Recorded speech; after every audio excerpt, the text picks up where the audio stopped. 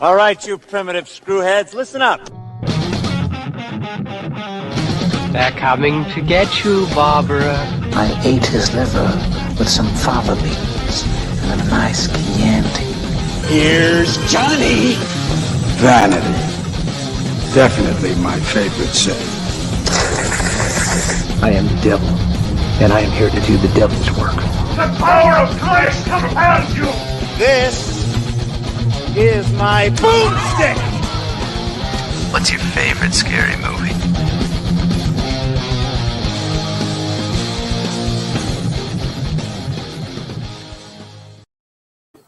Good evening and welcome to Shiver, a horror movie podcast. We are your hosts. I'm Daniel DeBona. And I'm David Ulloa. And we are here to talk about a Christmas classic. Yes, sir. The Krampus. The damn Krampus. So this one was Daniel and I went back and forth about which holiday horror movies we'd like to do, and yes. this was your pick. Yes, this was one, and we talked about this a little bit at the end of last episode. This is one that, like, once upon a time, it was one of those things where it's like late at night, it's Friday or Saturday, and you're just scrolling through. It was like, oh man, Krampus! I never got around to watching that, but you've had a few already, and so I passed out pretty early into it, and just never got back around to it. So this seemed like the perfect time to fire it back up. Yeah, it was kind of a similar thing for me, where I was already familiar with Michael Dougherty, and I was like, oh, okay, Krampus, that's his deal, so that's got to be pretty good. And for one reason or another, I never got around to watching the whole thing. It was one of those things where, I'd start streaming it, but it would be after the wife and kid were asleep, right, and never finished. Exactly. And no fault to its own, as we're going to get to. It's just one of those things I just never thought about during prime viewing hours. It was always 1 o'clock. It was always like a 1 a.m. whiskey decision. Right. Which happens. Right. No longer. Nope. No longer. At least not for me. Had the full Krampus experience now. So, did you like this? This is an interesting one, I think, because it's very, very Christmas. Yeah, it's a weird thing, right? Like a couple months ago, we did a whole month of Halloween ones, and that makes a ton of sense to make a horror movie during Halloween. It's an interesting venture to look into taking, the highest of holy days, if you're a Christian. And I don't know, maybe Easter's bigger. I can never tell. And if I remember my religious schooling correctly, I think that even though Easter cannot happen without Christmas, Easter is the highest of the holy days. There we go. So one of the highest, but the holliest, jolliest time of year, regardless of your religion. And to make a horror movie, there's not quite the breadth of Christmas horror that there is Halloween horror, but there's a lot out there. There's Black Christmas and a Black Christmas remake. There's some good stuff out there. So it's interesting, but I like this. I loved that. It didn't take itself very seriously. Michael Dougherty didn't set out to create some epic horror movie that just happened to take place at Christmas time. What he did was he made a classic Christmas movie that just happens to be a horror movie. There are so many little old school Christmas movie tropes and things like that located in this movie. It's as goofy as it is scary, and man, I really enjoyed it. And and Hereditary, Midsommar were amazing, but you know what? It was nice to turn my brain off for this one. There's not a lot of thinking to do when you're watching Krampus, and after 2 weeks of just mind numbing, just research and watch and rewatch, it was kind of nice to just sit down and be like, yeah, let's watch this. Okay. Yeah, I kind of felt the same way, and I kind of knew going into this, because I was so familiar with Trick or Treat, that this was going to lean heavy into the Christmas feel of it all. Right. And I did remember that opening scene, Yes. the chaos, the melee at the mall, right? It's such a great scene, and it really does kind of capture this this capitalistic, Yeah. The rampant commercialism. the commercialization of Christmas, right? I'm not a religious person, but those who are religious will tell you that you got to keep Christ at the center of Christmas, right? And we have lost that, right? Christmas, at least here in America, is really not about Right. Jesus. It's not about the birth. It's about presents. Yeah, I mean, right? like I'm Santa Claus. Yeah, I'm not a Christian either, but man, I love presents and Christmas lights and eggnog and trees and man, all that shit. I love it all. Who doesn't? Yeah. Find me a person who doesn't, and I'll show you a man whose last name is Scrooge. There we go. That's pretty much it.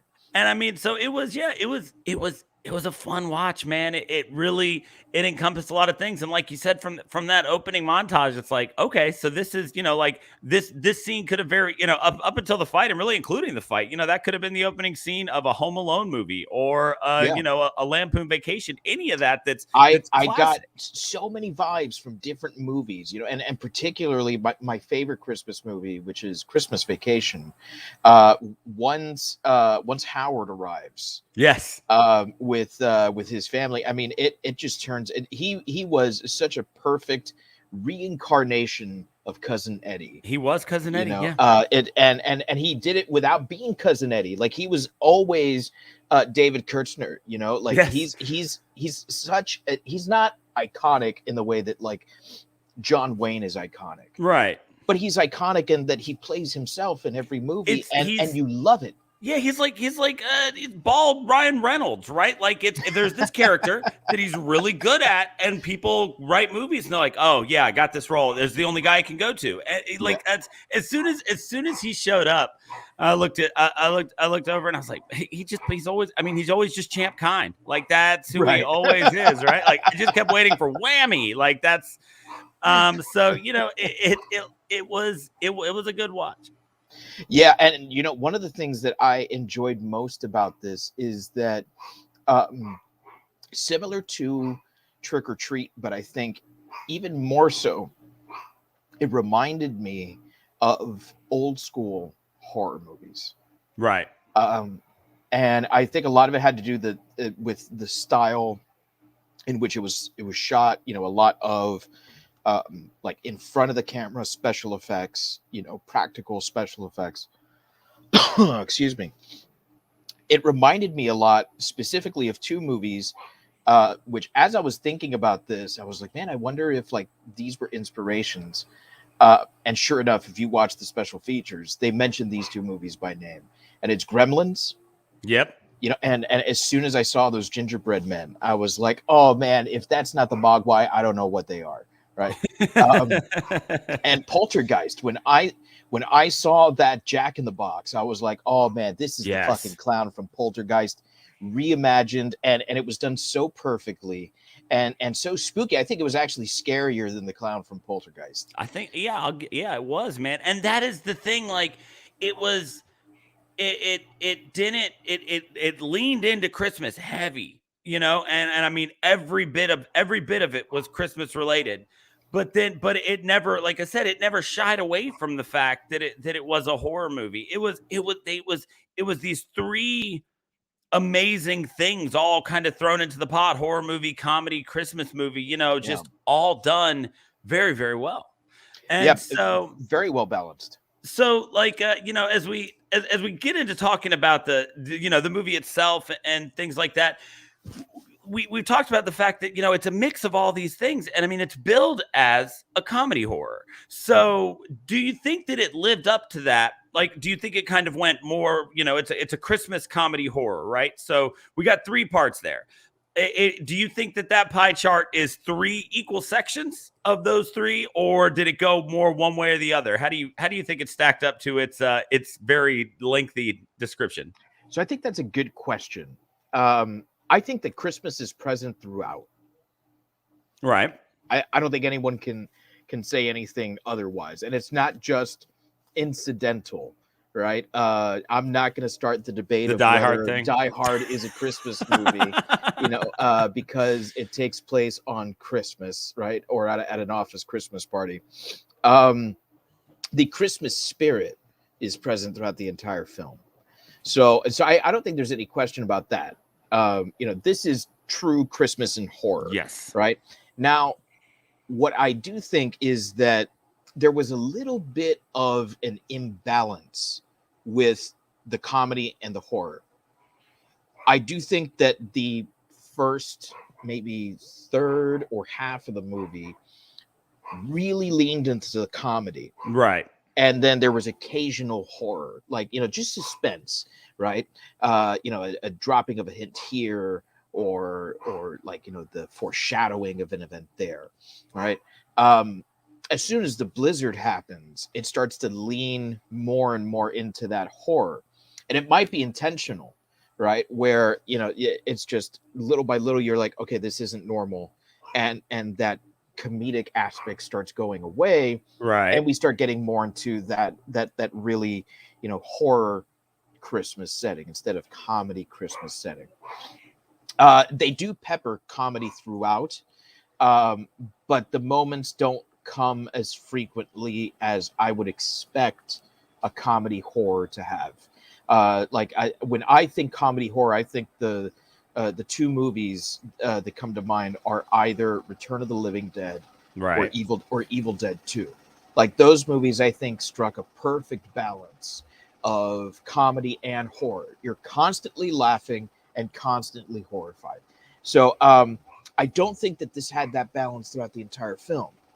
I do think it's comedy and I do think it's horror, but not always at the same time, if that makes sense. Yeah, like comparatively, the other comedy horror we've done is Idle Hands, and I kind of kept stacking it up against that, and that was the same type of thing, right? Where Idle Hands was, it leaned into the comedy while giving you horror aspects, but it always was both of those things. There very much was a dividing line in this movie where the only comedy became, one-liners. And there weren't full blown like gags and stuff like that anymore. Right. So I definitely agree with that. I think that when, like I said, you're looking at all three pieces. Yeah, there's no denying the fact that this is a Christmas movie, right? I mean, from the opening scene until the very, very end, with them opening presents and stuff on Christmas Day, you're always just enveloped in the Christmas.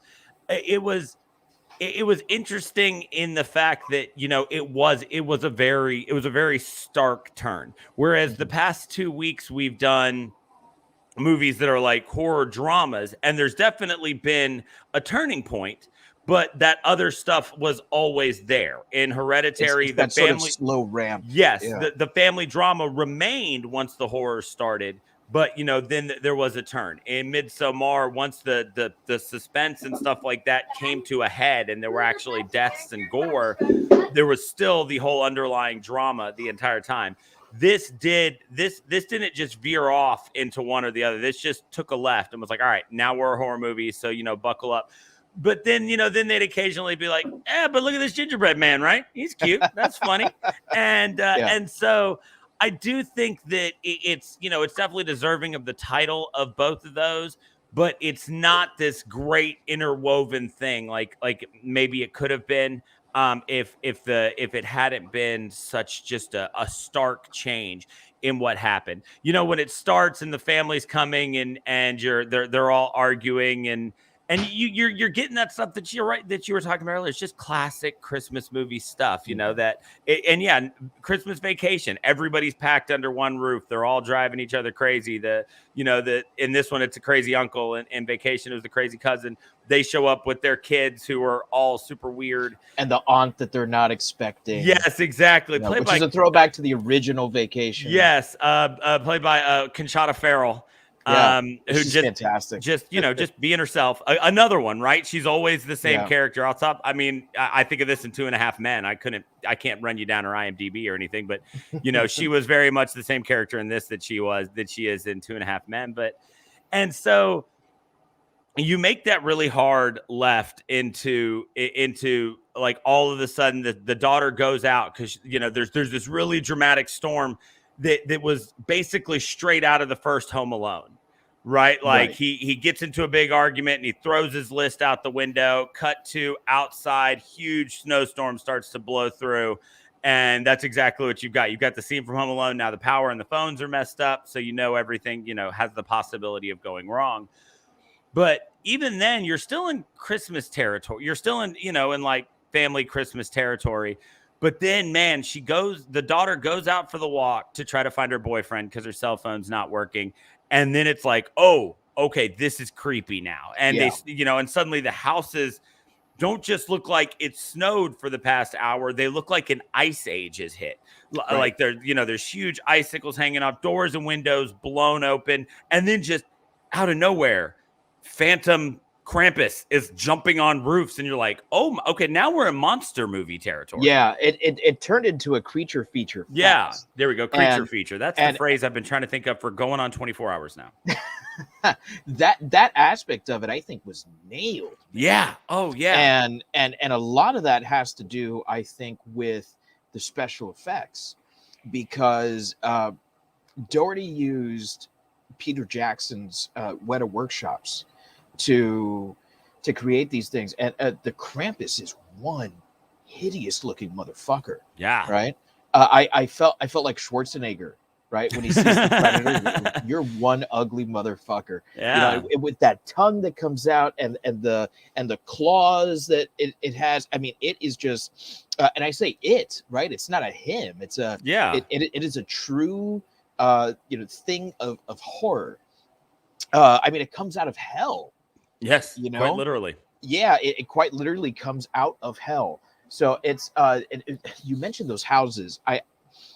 I looked at him, and to me, it reminded me of like derelict ships frozen in a sea, and then he was almost like a werewolf silhouetted, against the moon. There was so much great imagery that he put into this, and we know this because of Trick or Treat. I mean, the guy knows how to make a horror movie, but he knows how to make it in a way where he's not making you look away in horror, right? Like Hereditary, Midsommar, which we just did.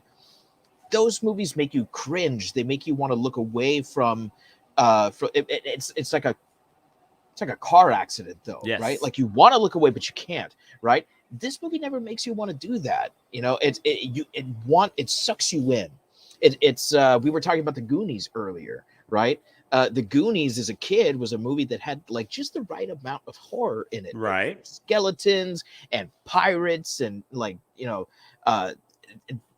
bad guys chasing you. Like that was the right amount of horror for me as a 5-year-old watching the Goonies. This movie I think kind of captures that, and it brings it up a couple notches like Poltergeist did. Yeah, and I mean so you get after the turn, though, like I said, they still occasionally kind of, they throw those things back in there to remind you that this is a lighthearted horror movie, because you start to, before you really get to see Krampus, and we'll get to the Krampus reveal later, but before you even really get to see him, you've just got this silhouette, and you've got this, you've got these amazing scenes. They get to the Adam Scott and David Koechner get to the boyfriend's house trying to find the sister. And when they open the doors, like you said, it's derelict. It's not yesterday people lived here and today, they're gone. It was, this house has been abandoned for a while. It's been ransacked and everything in here is frozen already.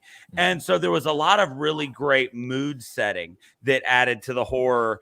But then they come back with the comedy when the first monster you see is a gingerbread man, right? And you get this gingerbread man that is Gremlin-esque, or Mogwai-esque at least, right? And more Mogwai-esque, but it's like, oh, that's cute, and then it's like, oh, and it's homicidal, right? So you're like, and then you're thrown back into this weird place where you're not sure which way it's leaning, and they did that with when the toys attacked.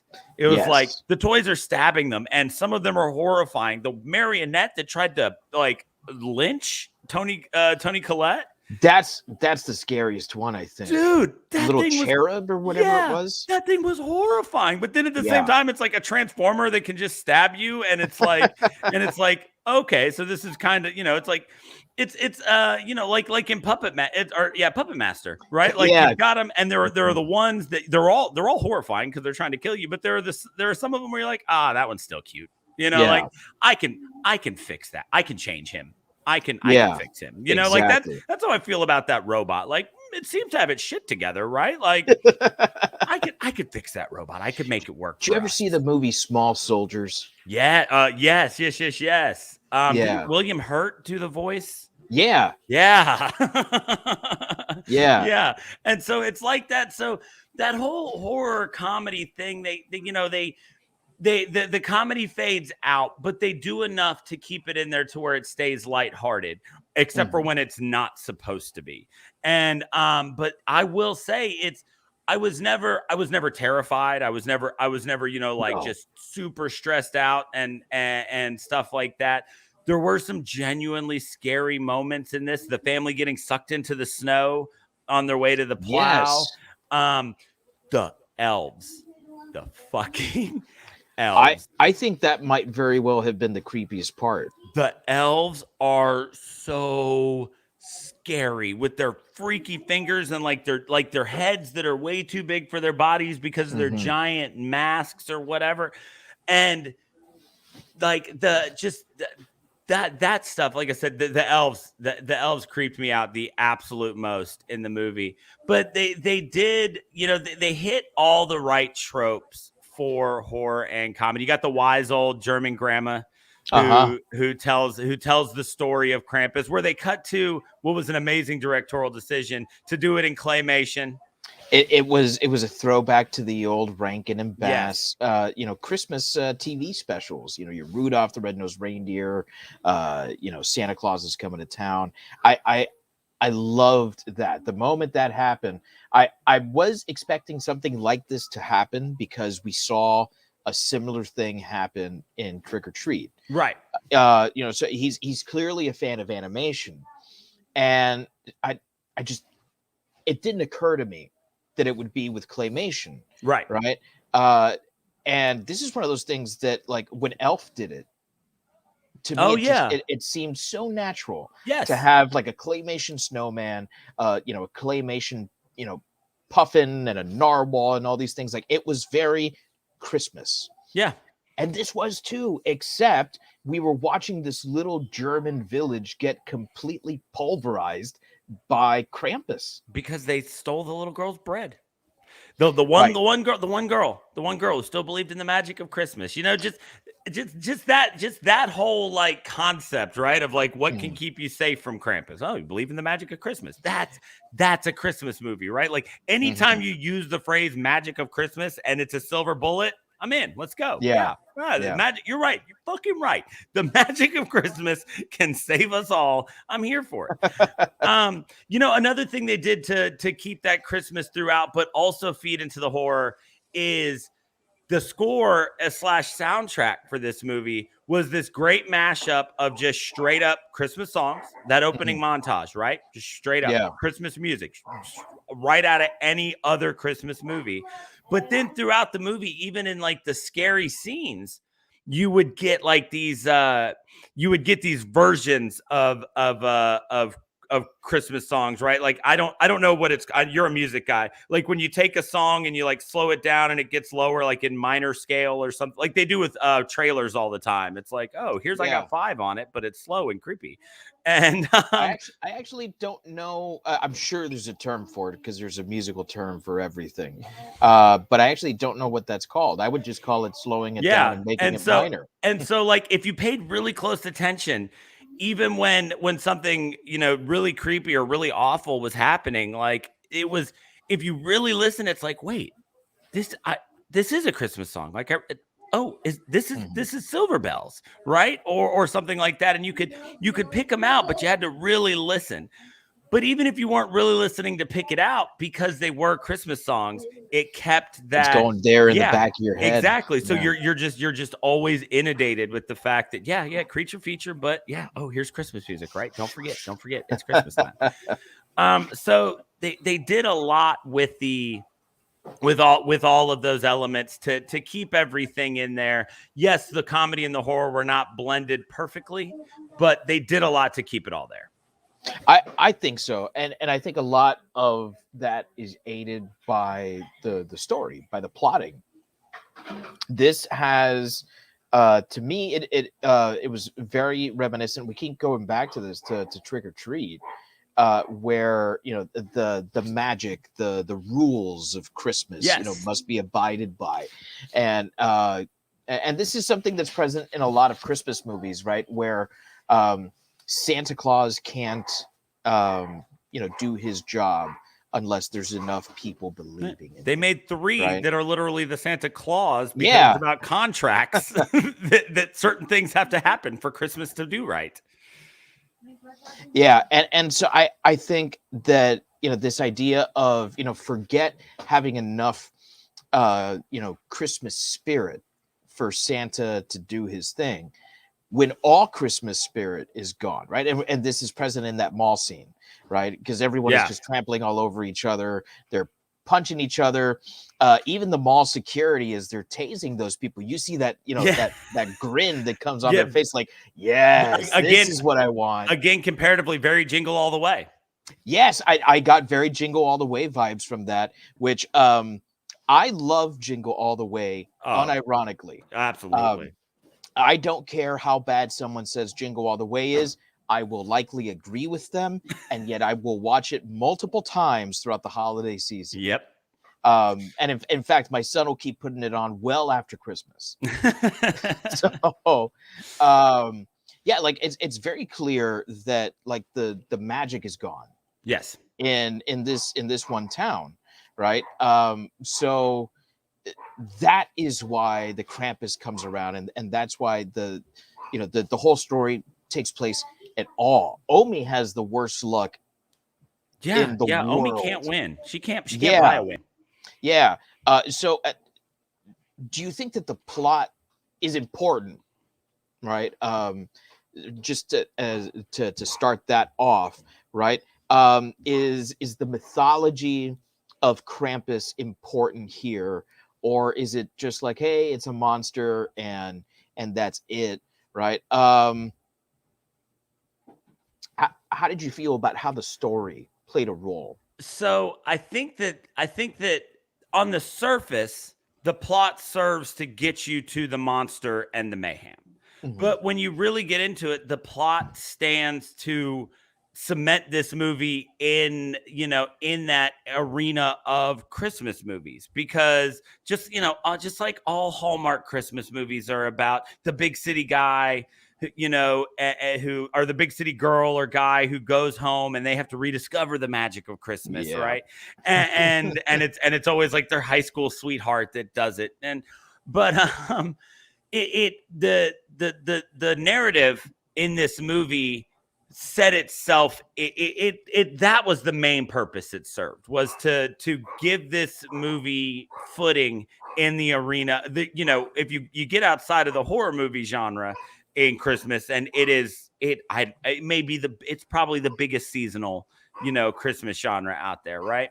Oh yeah. So it served to do that. It moved us forward, and it gave them a reason to do these tropey things, that because you could tell he was just trying to make a fun movie. He wanted to scare you a little bit here and there, but you could tell he was in it to make something that was going to be fun, a lot like Trick or Treat. Trick or Treat's scary, but Trick or Treat's a lot of fun. Right. And so I think that the narrative here is it's not cut and paste. He definitely created some moments that I don't think you're going to see in other movies or see people try to recreate. But I think that the main purpose is to get us to the monster. And man, Krampus was dope. Like, just like, I mean, like you finally get that, like, and they've been fighting all of his his peons, right? They've been fighting gingerbread men and possessed toys and elves and just the freaky ass snowmen that just suddenly appear in the yard, right? All of these things that are the minions of Krampus, and you're just waiting. You're waiting for that moment where you're finally going to see him. And man, when you get that reveal, it was awesome. The story of Krampus historically is one that's a lot of fun to tell.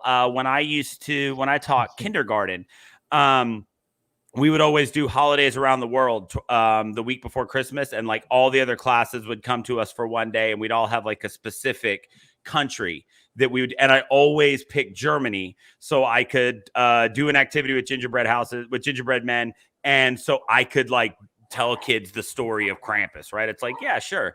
Maybe you thought if you're bad, you just get a lump of coal. Let me tell you what happens to German kids when they're bad, right?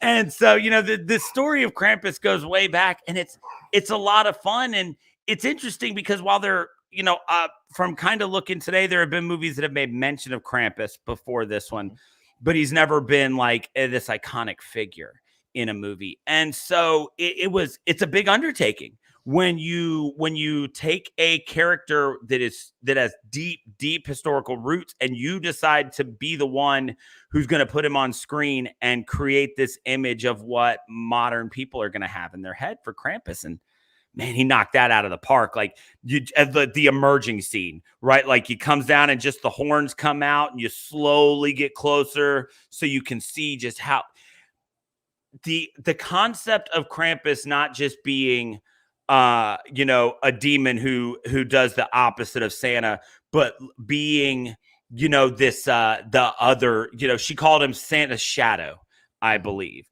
And when they get close, it's like, oh man, he's like a really fucked up and deformed version of Santa. And his eyes are really sunken, but he's got a Santa face, and he's got the beard. But then the tongue. To me, it almost seemed like, in the same way that the elves wore masks, to me it seemed like he was wearing a Santa mask. Oh, where there was the demon underneath, but he was like, that was not him. Those eyes, that was him, okay, yeah, right? Because the face never moved. That is true. Right? Even when he opened, the mouth was always just kind of open, right? And then it was like always open, and it looked to me like someone who had been frozen, like flash frozen, right? And they talk about how like it's like -40 degrees, right? Like he comes in and he points out that like he's almost got frostbite, and then we're only out there for 15 minutes or whatever. Right. So, I always, or not always, but I got the impression when I finally got that close up, I'm like, man, that looks like he took the skin of someone that he froze, right? Maybe like the original Saint Nick or something like that, right? And that's what he's wearing. It's like a human skin costume, right? Dude, that makes a lot of sense. Like I can, like, as you say it, right? Like I can perfectly see it. Like that thought never crossed my mind. But yeah, because like I said, the mouth is always open, and when it does kind of, when he's making noises, he never talks, but when he's making noises, you're right. It's almost like it's moving, and then it just moves like at the extremes, like a Planet of the Apes mask, right? Like when it gets to the extremes of where that would be, that's when it finally kind of stretches and moves. So he just, and the chains and the hooks, right? And just just did such a good job of taking Krampus and putting him on the map as a movie monster. I think that's really difficult to do when you take something that has some sort of cultural or historical mythological meaning and attempt to make a movie out of it and bring it into pop culture in a way that cryptids haven't been brought into pop culture yet, right? It's really difficult to succeed there. There's a lot of like direct to video B movies, right? Of like La Chupacabra or the Jersey Devil or stuff like that. Like you can go to like these little mom and pop video stores and you'll find, like throw a fucking dart, you'll hit one of those. Yeah. And it's good, cheap fun. And that's really all it is. You don't get funding for a lot of stuff like that, right?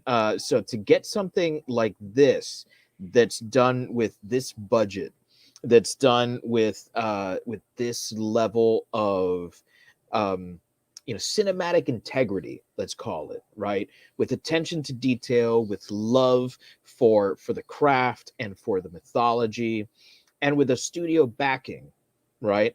The only other one in recent history I can think of is maybe like The Curse of La Llorona. Yeah. From the Conjuring universe, you really don't see a lot of these that succeed either critically or commercially, right? Because La Llorona did not do well critically, but the fans of The Conjuring liked it. I liked it well enough, and it did decently well at the box office.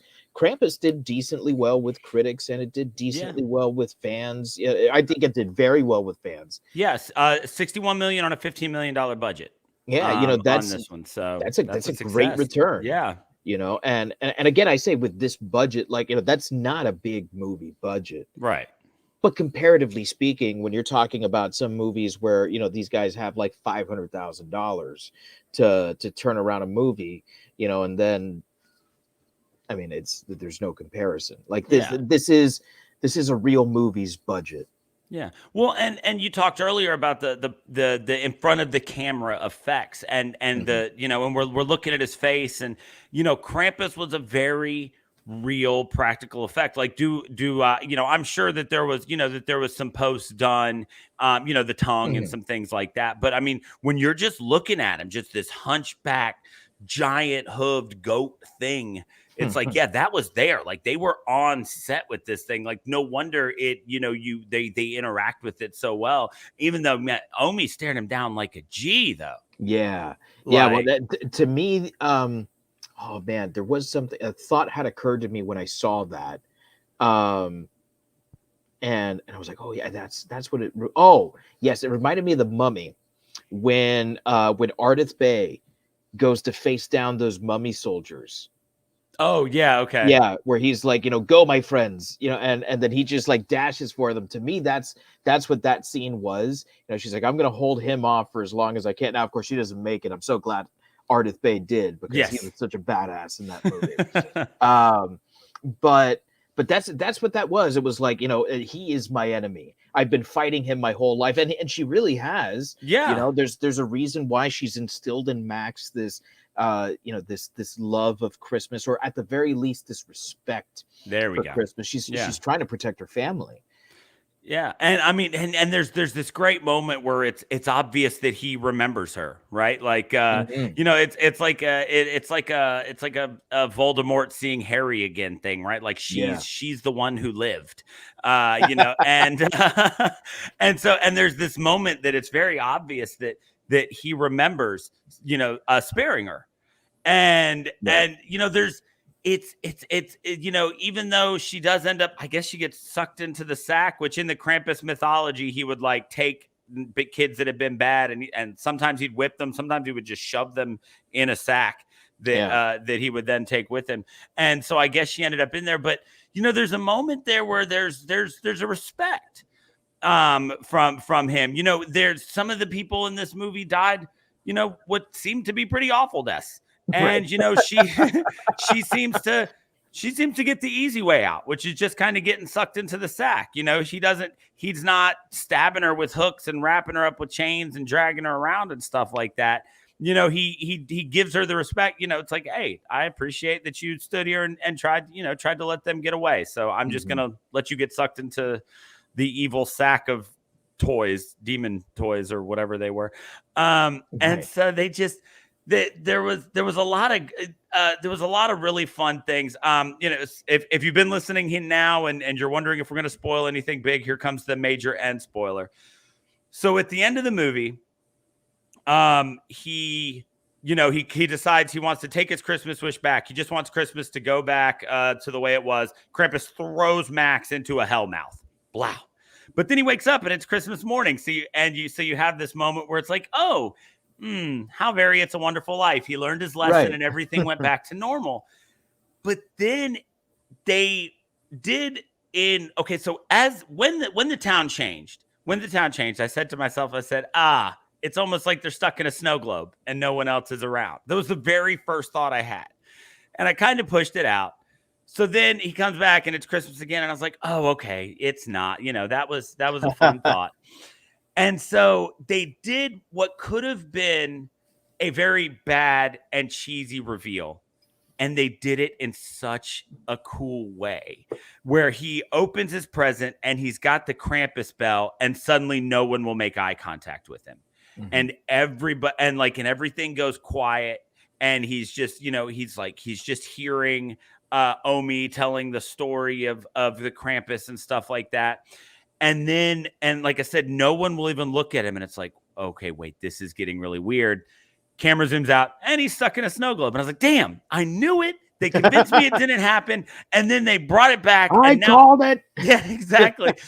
But it would have been so easy to just have him get killed and then be like, now he's stuck forever being tortured inside this snow globe. But instead, they did this really weird thing where he's stuck in a snow globe now, right? So I guess the theory is it's like a Groundhog Day thing. Maybe he just always has to relive this.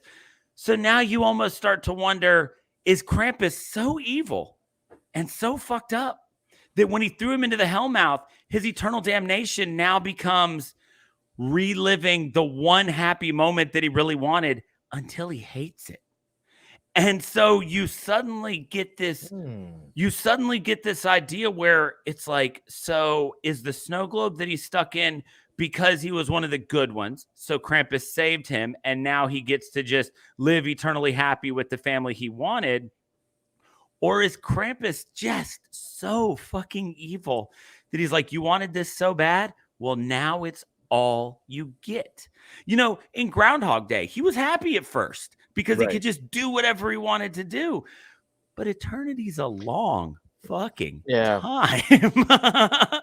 And them's a lot of snow globes. Yeah. And yes, he has an extensive snow globe collection. But so you start to wonder, like, is Krampus so demented and so evil that he can somehow take the one thing you wanted so much that you threw your whole life away for it? Krampus was going to let Max get away. He was going to be the new Omi. He could have run off and been the one to try to restore the faith in Christmas to everybody before Krampus came to their town next. And he gave that up to try to save his family. Is Krampus so unbelievably cutthroat evil that he somehow took the one happy thing that this kid wanted and found a way to turn it into torture? And that's what sat with me when this movie ended, was, does he have to live this day forever? Because the only thing in that snow globe is his house. Does he only get Christmas Day? And when he goes to sleep, he wakes up and he has to do it again? Because that, my friends, is pure evil.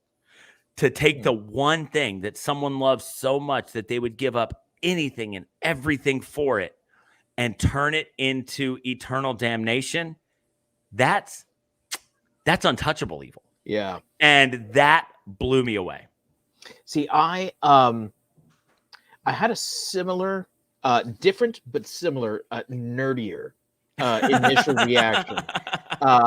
When he woke up and he looked out, I thought, I don't know if you're familiar very much with Star Trek: The Next Generation. Oh, The Next Generation, yes. I'm only vaguely familiar with the others. Next Generation, I know well. What is the greatest of all the Star Treks? There's an early episode where Dr. Crusher is trapped inside of the Enterprise, and the universe keeps shrinking and shrinking until the universe is literally Enterprise shaped. Yes. And it's all because she's stuck in some sort of like weird, some sort of pocket dimension Wesley yeah. accidentally created. Yeah, it's always, and it was unstable. Wesley. God. Wesley! Shut up, Wesley. So that's what I thought it was. I thought that that Krampus had created some sort of like alternate dimension, or that Hellmouth dumped him into some alternate dimension where it would be Christmas all the time. When I saw all of the snow globes, I thought, you know what? This can't be Krampus giving him what he wants. Right. It can't. Because he stopped believing in Christmas. Yep. And it's kind of like how, we tell children, I'm sorry doesn't make it go away.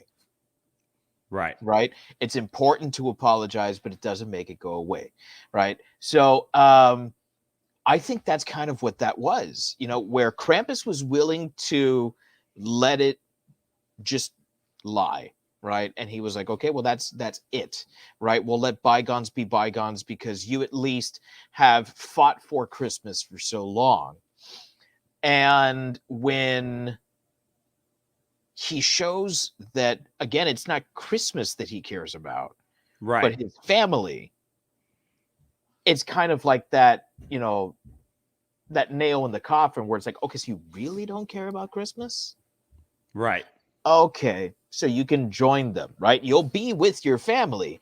You'll just be trapped in this, eternal damnation along with every other town that I've picked up. Yeah. And that's what I thought it was. I don't know if he's trapped, and I would have to rewatch again because I don't know if it's just his house that's present in that snow globe or if it's the entire town. Right. That's in that snow globe, right? I have no idea. And I think that kind of mystery about it is what is going to compel me to rewatch, on top of the Christmas spirit, the true Christmas spirit that's present here, right? Christmas movies need to be about family, right? Family is at the core of every Christmas movie. So that's something that's really present here. So like that will keep me coming back to this, Christmas after Christmas. But on top of that, there's that mystery of, what the fuck is going on with that end?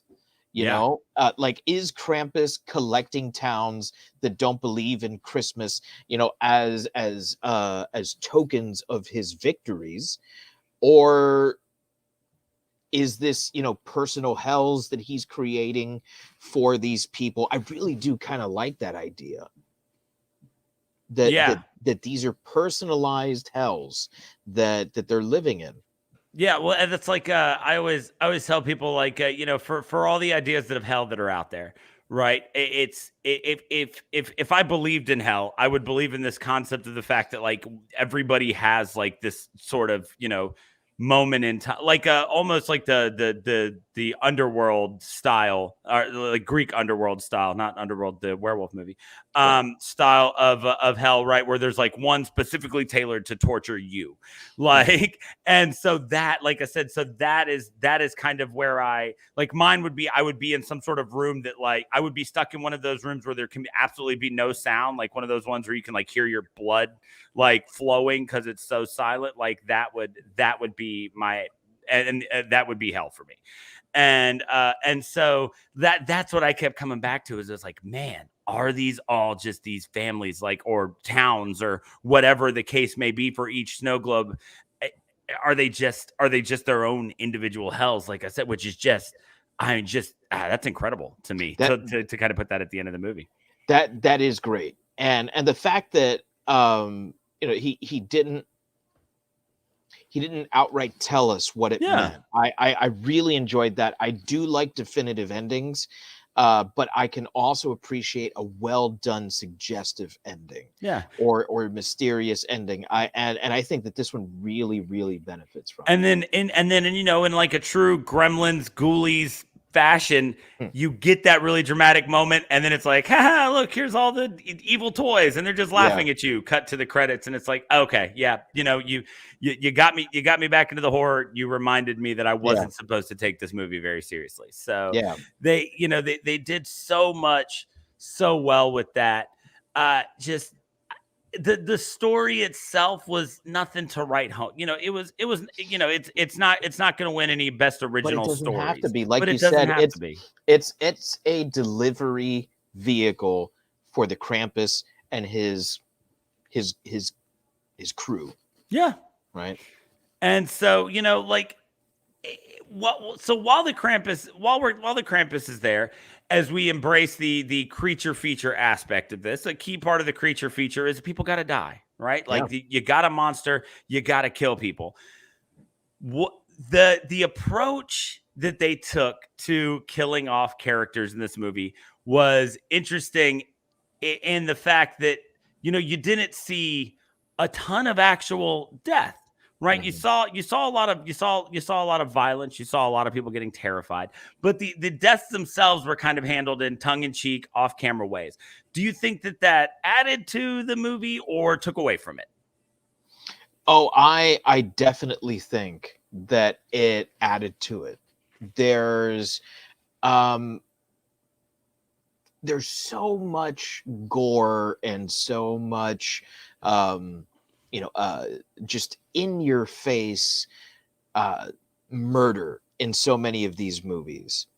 And this one kind of shies away from that. And I think it's better for it because it keeps the focus on the fact that this is a Christmas movie. Right. And it doesn't need to be that way. The horror comes from the situation, from the atmosphere, which I think is the right choice to make here.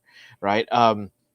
We don't need to see Howie being ripped apart, right? And I was in fact expecting it when he's being dragged up and Toni Collette is holding onto his legs. I half expected her to be pulled out of the chimney, holding his legs, just holding his lower half. No, I kept waiting for that too. Like just the chains and up was going to go up, and whatever she was holding was going to come down. I'm totally with you. And to me, it was so much. I mean, it would have been funny, but it also, I think, would have been out of place with the movie, and so I think that for Howard, Senior, to like get into the fireplace and look up and just be smacked in the face with the shoe, that's funny, number one, and number two, like it kind of held some of that family Christmas spirit there as well, where it's like it's a real tender moment where it's like they took my son, instead of focusing on the death and the brutality of it. It's more about this family's struggle to stay together, quite literally to stay together. There's, to me, I think the best death in the movie though has to be, and we don't even see it. We see the very end of it, when the Jack in the Box eats Jordan. Is just, I mean, that's a moment where you don't expect it at all. We had seen a little Jack in the Box earlier in the movie, and so we knew that there were toys that were going to be murderous or, dangerous at the very least, right? And it was kind of suggested when we see that giant sack outside, and I love that little joke, oh, it's not me, it must have been the boys in brown, And then to follow it up with, it's like, man, why do rich people get all the free stuff? And the wife just goes, I don't know, Democrats. Oh man, that made me laugh so much. Again, that real, cousin Eddie aspect is so. I really would have loved for him to somehow work in a, the shitter's full sort of thing.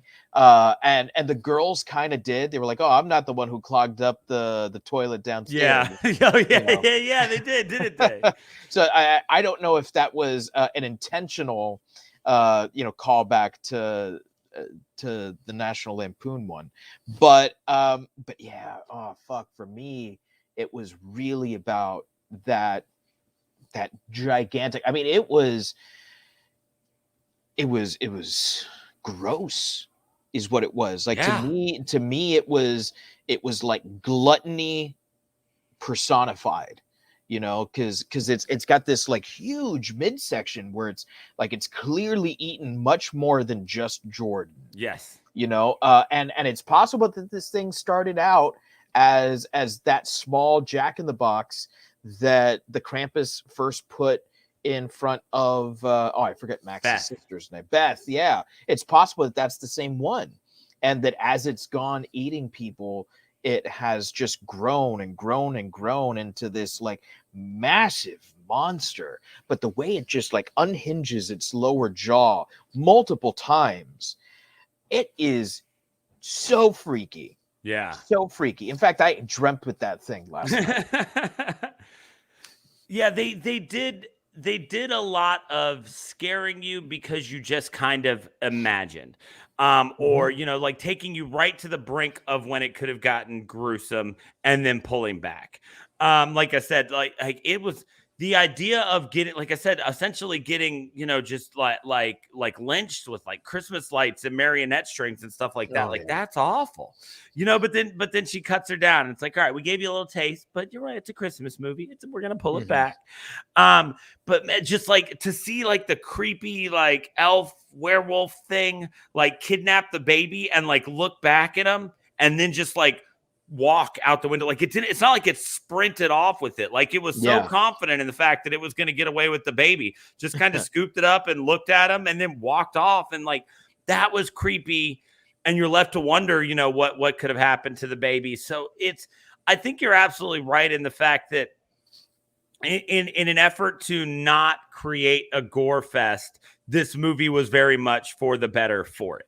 It would have been so, I say so easy. What do I know about post effects? It would have been so easy to pull them down into the snow and then like have the snow fill with blood or something like that. Right. Yeah. Seems or to erupt or something. Yeah. Like it seems that. to me like that's an easy effect.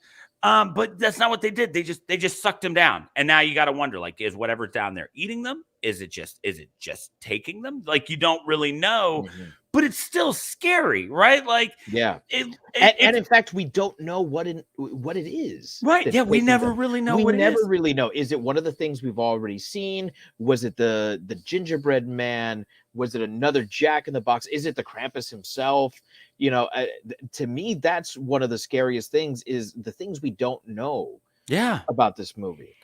Yeah, and what was interesting about them getting sucked into the snow like that and just suddenly disappearing was it played very much into this idea of if you're listening in your mind or Dave's age, in the 90s, quicksand was like a really big factor in a lot of TV shows and movies, like so much so that I was amazed to grow up and find out that quicksand only really kind of exists and it's really not that much of an issue for a lot of people.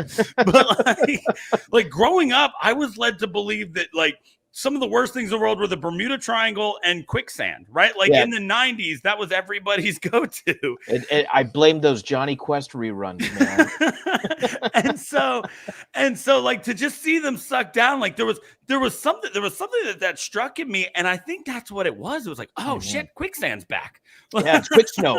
Yeah, it's quick snow. Oh, damn.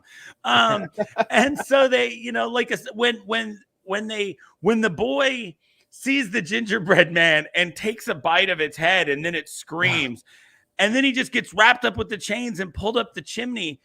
That's terrifying. If you rip him in half, it's gruesome and it can almost be comedic, but to just be sucked up a chimney by rusty chains into God knows what, that's horrifying. Yeah. And so this idea of not seeing the after is scarier when done well. And this movie did that very, very well. I love when the gingerbread men get the nail gun and they're just lighting up coke there, right? Like, I mean, and again, very Gremlins, they think it's fucking hilarious. Yeah. And he's like holding a cutting board as it just fills with nails because they just think it's so funny that they found this nail gun. But we don't get like these really We don't get this really gory scene of him like getting pinned to kitchen counters. Right. We just get a couple blood spots on his shirt where he's taking a couple nails, and it's like, okay, that keeps it fun. And that keeps it that keeps it as something that, like you said, you don't ever have to look away. Like you're enjoying that. It's violence and it's horror that you can enjoy without feeling, like we do this podcast every week. We watch a lot of horror movies. Occasionally I enjoy something when I see it on a film that I'm like, I'm not right. Like something is broken inside of me because I should not have enjoyed that. But it's because I'm always like looking at things from like a technical aspect, or I'm like, I enjoyed that because it was, I've never seen anything like that done, no matter how gruesome it was or whatever. That way you could enjoy because it was Looney Tunes-esque violence. I was gonna say it reminded me of like Tom and Jerry. Yeah. It's that cartoon violence that I think every child needs in their life. They need to know that, if a cartoon cat runs after a cartoon mouse, that cartoon mouse is well within his rights to pick up a mallet that weighs 200 times its weight. That's right. And just demolish that cat. Exactly. Chase a roadrunner long enough and you deserve an anvil dropped on your head. That's just how it works.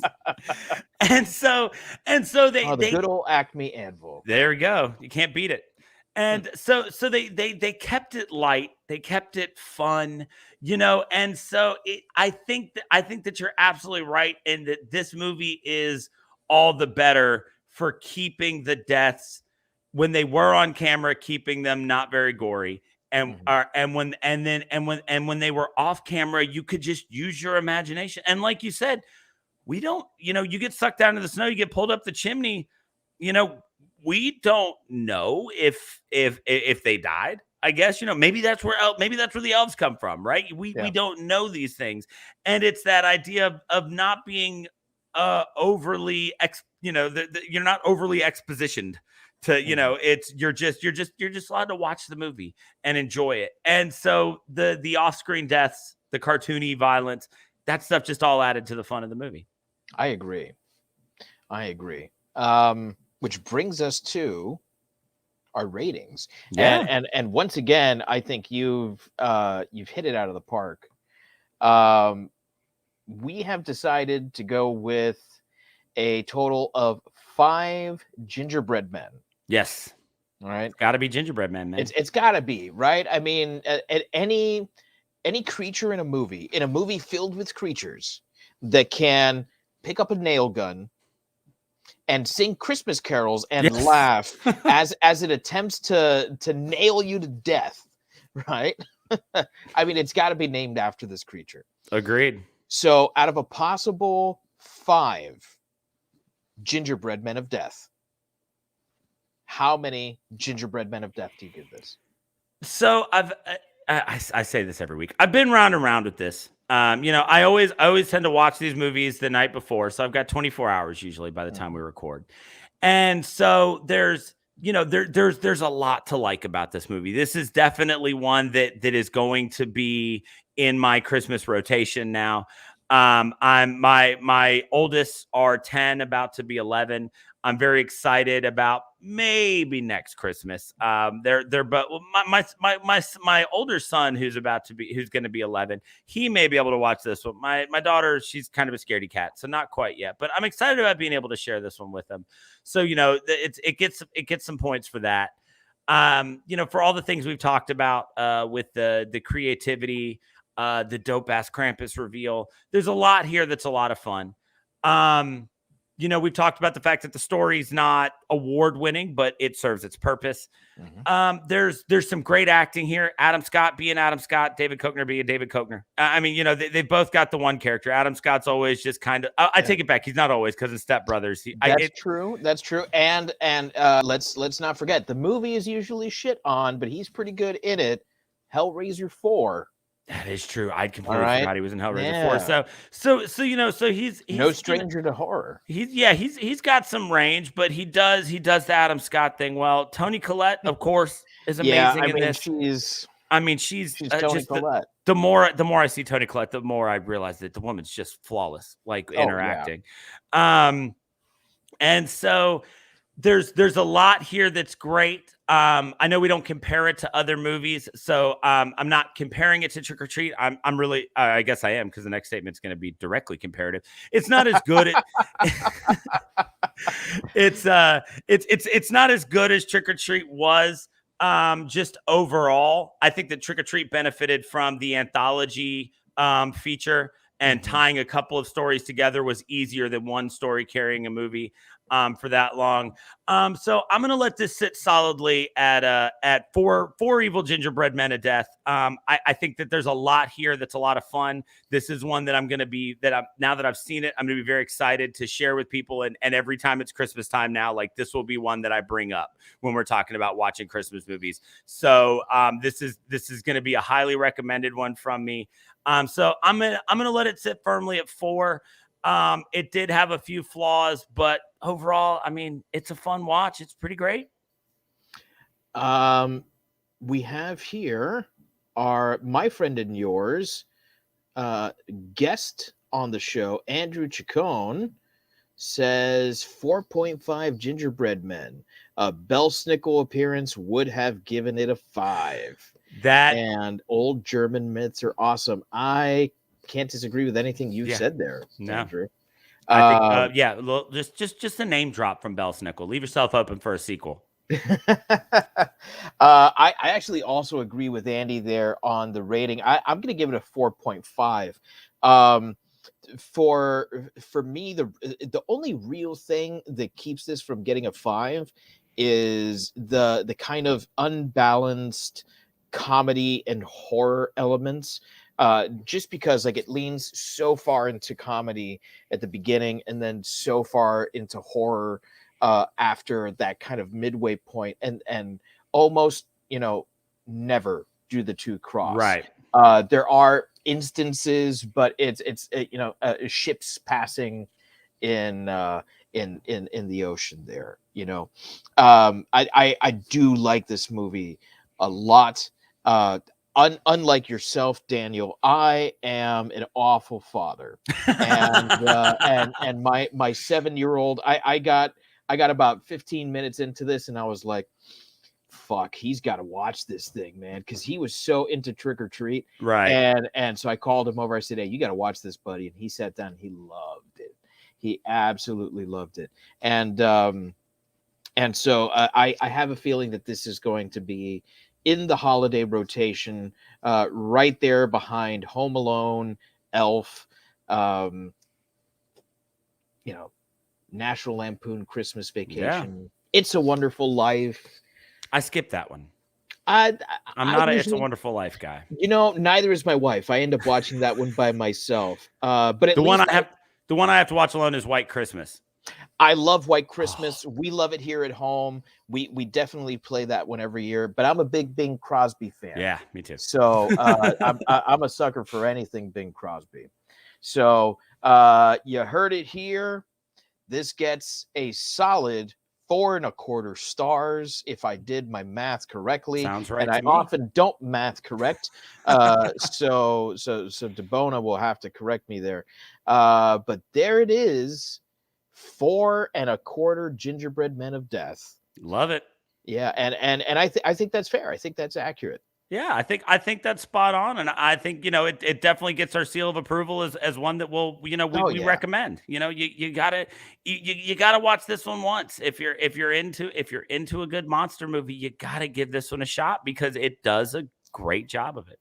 It really, really does.